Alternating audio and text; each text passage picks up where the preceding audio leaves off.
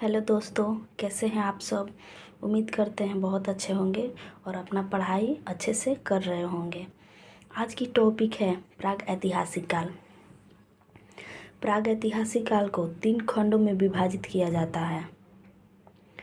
प्राग ऐतिहासिक काल को 3 खंडों में विभाजित किया गया है। पूर्व पाषाण काल, इसे पूरा प्रस्तर युग मेगालिथिक एज भी कहा जाता है। इसका समय 30,000 ईसा पूर्व से 25,000 ईसा पूर्व तक माना गया है। मध्य पाषाण काल, मध्य पाषाण काल को मध्य प्रस्तर युग मेसोलिथिक एज के नाम से भी जाना जाता है। 25,000 ईसा पूर्व से 10,000 ईसा पूर्व इसका काल रहा। उत्तर पाषाण काल, इसे नव पाषाण काल, नव प्रस्तर युग या नियोलिथिक एज भी कहा जाता है। इसका जो ईसा पूर्व रहा है 10,000 ईसा पूर्व से 3,000 ईसा पूर्व तक रहा। अब देखते हैं आगे।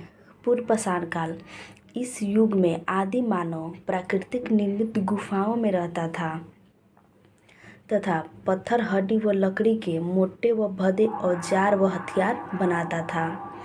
भारत में सर्वप्रथम ब्रूसफुट नामक विद्वान ने प्रस्तर युग के औजार की खोज मद्रास के समीप पल्लावरम नामक स्थान पर की थी।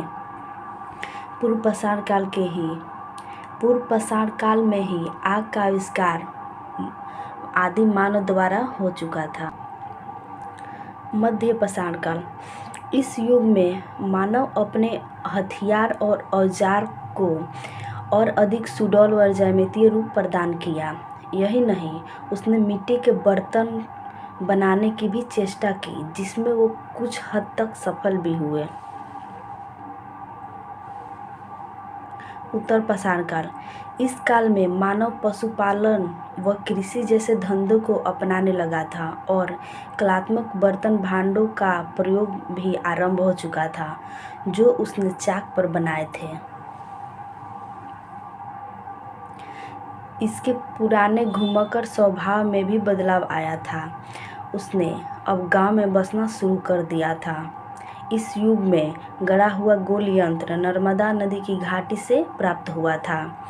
यहीं से दरियाई घोड़े तथा अन्य पशुओं की अश्मीभूत हड्डियां भी प्राप्त हुई।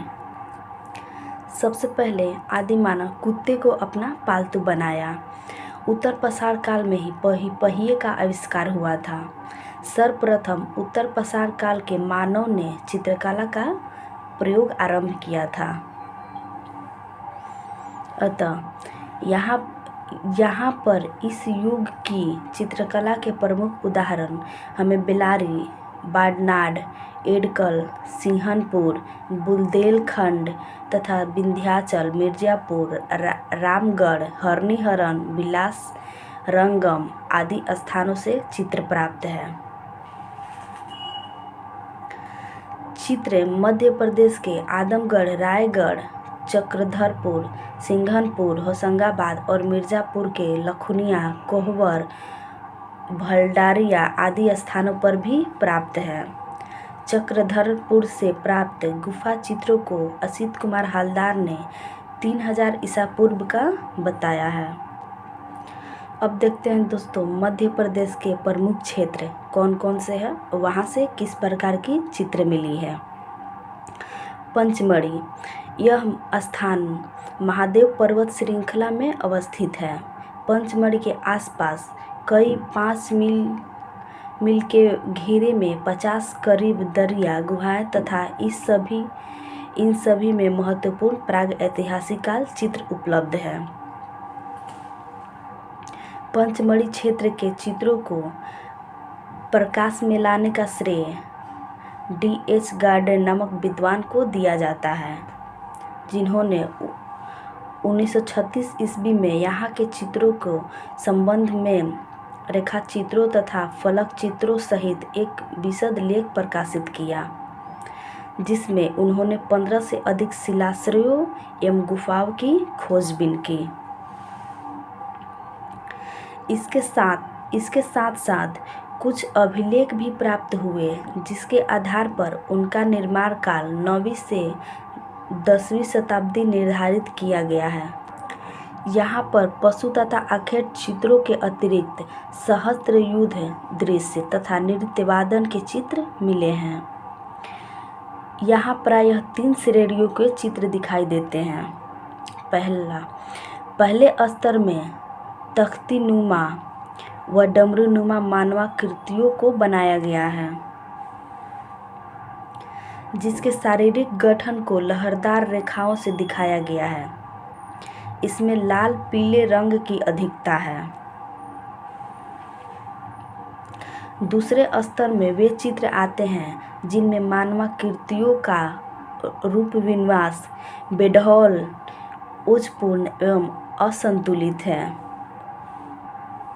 तीसरे स्तर में आकृतियाँ कुछ स्वाभाविक बन पड़ी हैं। कुछ अन्य चित्र घरेलू जीवन तथा सामाजिक जीवन से संबंधित है। इसमें आखेट के लिए प्रस्थान करते आदि मानव शहद एकत्र करते, घुड़सवार योद्धा वाद्य यंत्रों को बजाते, वादक, शस्त्रधारी सैनिक इत्यादि को दिखाया गया। इस चित्रों के रंग काले कुछ सफ़ेद हैं, जिन्हें बाहर से लाल रंग की रेखाओं से आकृतिबद्ध किया गया है। पहाड़गढ़ ग्वालियर से 150 किलोमीटर दूर मोरेना जिले में पहाड़गढ़ के निकट आसन नदी के तट पर एक घाटी में लगभग 10,000 ईसा पूर्व से 100 वर्ष पूर्व एक मध्य की गुफाएं शिलाचित्र प्राप्त हैं। यहाँ के चित्र मानवाकृतियों, घोड़ों, हाथी पर सवार, तीरों, भालों एवं धनुषों से युक्त है। रायगढ़ यह मध्य प्रदेश में स्थित है। यहाँ भी प्राग ऐतिहासिक चित्र प्रचुर मात्रा में उपलब्ध है। यहाँ के चित्र बौतालदा की विशाल गुफा में हिरण, छिपकली व जंगली भैंसों का अंकन है। इसी दृश्य में जंगली भैंसे का शिकार करते हुए मानवाकृतियों को भैंसे के चारों ओर संबोधित किया गया है, संयोजित किया गया है। अन्य चित्रों में नाचते, युद्ध करते पालतू पशुओं के सजीव चित्र, ये चित्र गेरू तथा रामरज जैसे भूरे रंगों में बने हैं। अब देखते हैं दोस्तों भीमबेटका। ये प्राग ऐतिहासिक काल की बहुत महत्वपूर्ण गुफा है। भीमबेटका ये गुफाएं मध्य प्रदेश की राजधानी भोपाल से 60 किलोमीटर दक्षिण में भीमबेटका नामक पहाड़ी पर स्थित है। इसकी खोज का श्रेय उज्जैन विश्वविद्यालय के प्रोफेसर वाकरकर को है। इस पहाड़ी पर लगभग 600 प्राचीन गुफाएं प्राप्त हैं, जहां करीब 275 गुफाओं में चित्रों के अवशेष प्राप्त हैं। यहाँ चित्रों के 2 स्तर मिलते हैं, जो 8000 ईसा पूर्व से 15000 ईसा पूर्व तक के हैं।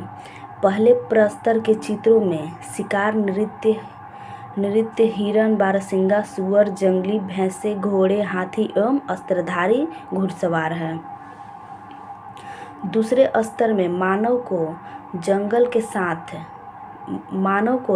के साथ अंतरंग मित्र के रूप में दिखाया गया है, जब मानव ने खेती व पशुपालन के तरीके समझ लिए थे। यहाँ पर आखेटक, कृषक, ग्वाले आदि चित्रित है।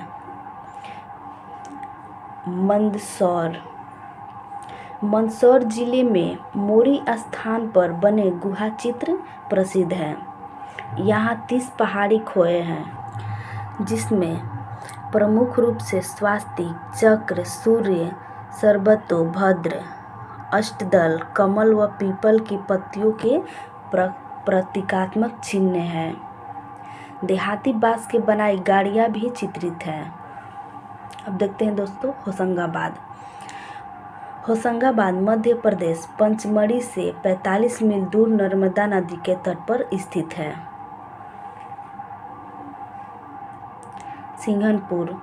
सिंघनपुर के चित्रों की खोज सन 1910 ईस्वी में W. एंडरसन ने की थी। तत्पश्चात अमरनाथ ने सन 1913 ईस्वी में व सन 1917 ईस्वी में पर्सी ब्राउन ने इस चित्रों की परिचय दिया। सिंघनपुर मध्य प्रदेश के रायगढ़ रियासत में माठ नदी के किनारे पूर्व की ओर स्थित है। सिंघनपुर ग्राम में 50 चित्रित शिलाश्रय एवं गुफाएं मिली है। सिंघनपुर के पास एक सुरंगनुमा गुफा में पशुओं का अंकन बहुतायत में है। इसमें सूंड उठाए हाथी तथा खरगोश आदि का सजीव चित्रांकन है।